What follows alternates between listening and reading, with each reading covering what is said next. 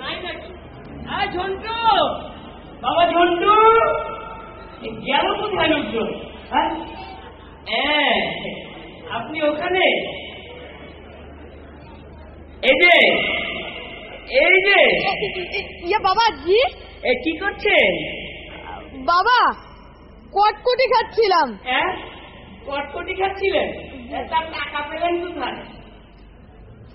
আব্বু, টাকা তো পকেটে ছিল। পকেটে ছিল? তা কার পকেটে ছিল বাবা? মানে আব্বু, টাকাটা না তোমার পকেটে ছিল। আচ্ছা আচ্ছা, খুব ভালো। শুনে তো মনে হচ্ছে আপনার পকেটেই ছিল। তুই তো সারাদিন এই কটকটি খাস কেন? হ্যাঁ, তোকে না বলেছি বাজে জিনিস খাবি না।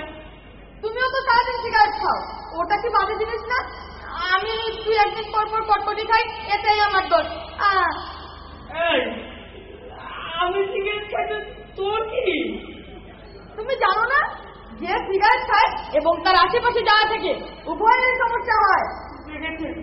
ভেবেছিলাম একটু পাকা হয়েছে, এখন দেখছি পরিবেশবিদ হয়ে যাচ্ছে।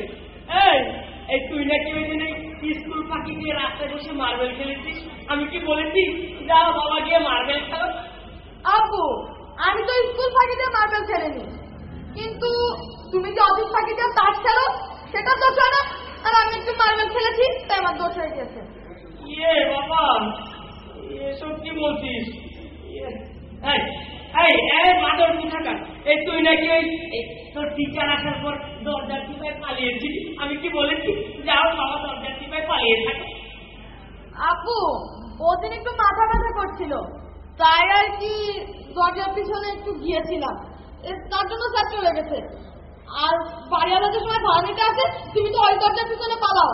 আমি তো বাড়িওয়ালাকে বলি না যে আপু বাসায় আছে। দেখেছে মানিকজুত কে থাকে? তুই কি আমার সবকিছু একদম ধুয়ে ফেলবি নাকি? না না, তুই নাকি ওই সেদিন ওই নিচতলার ওই পিচ্চিটার সাথে মারামারি করেছিস? আমার বাবাও তো কোনোদিন বলেনি যা মারামারি কর। আমি কি তোকে বলেছি যা বাবা মারামারি কর?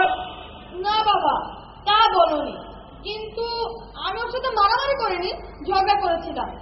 তবে এটা আমি তোমার কাছ থেকে শিখেছি। ঝগড়াটাও আমার কাছ থেকে শিখেছিস? হ্যাঁ বাবা। সেটা কেমন রে বাবা? ওই যে তুমি আম্মুর সাথে প্রত্যেকদিন ঝগড়া করো না, তাই আমি একটু ঝগড়া করে দেখলাম কেমন লাগে।